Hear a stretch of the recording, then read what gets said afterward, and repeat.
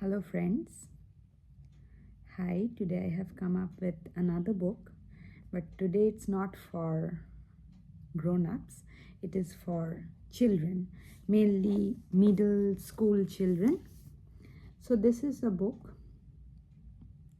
and the book's name is The Story of Netaji's Youngest Spy, LAXMI PANDA. So this is a story of a child, a girl, and also about her brother. They have been in a war situation suddenly. They have gone to Burma to work. They were not working, but their parents were made to go by the British for some railway tracks that were to be constructed and arranged in Myanmar, that was Burma at that time.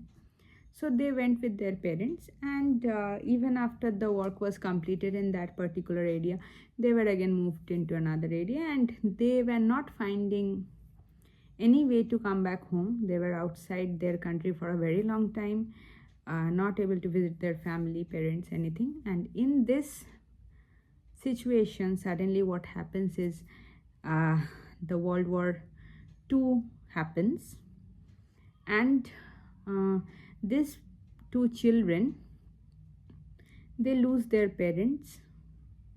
They do not have any way to come back to India. They do not have any way to survive either. They face a lot of challenges. And how do they somehow manage to overcome their hardships? And not only do they overcome their hardships, they somehow become means of the fight against the British. They somehow join the Indian National Army that was coming into India from the east, and the army was being the people were collected who were living outside India, but they had Indian origin. These people were collected by under the leadership of Netaji, and there was also help from the Japanese army, and there was food support and military support and everything.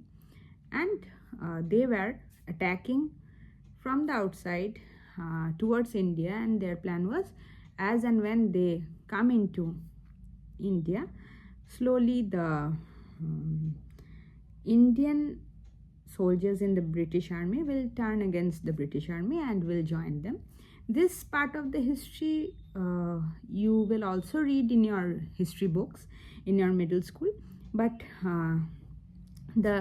in the same scenario, this particular girl, she ends up being a very important part of the army. She is collecting information, and that gives us a very good idea that when the enemy's strengths and weaknesses are known, then always it is an advantage for an army. So like that, this girl helps, and also her brother is also of some help in the army, and this is a journey how they somehow manage to fight their adversities. So this is a very good book for middle school. I will recommend it for children who are studying in class 6, 7, 8 to go through it, and it will also give you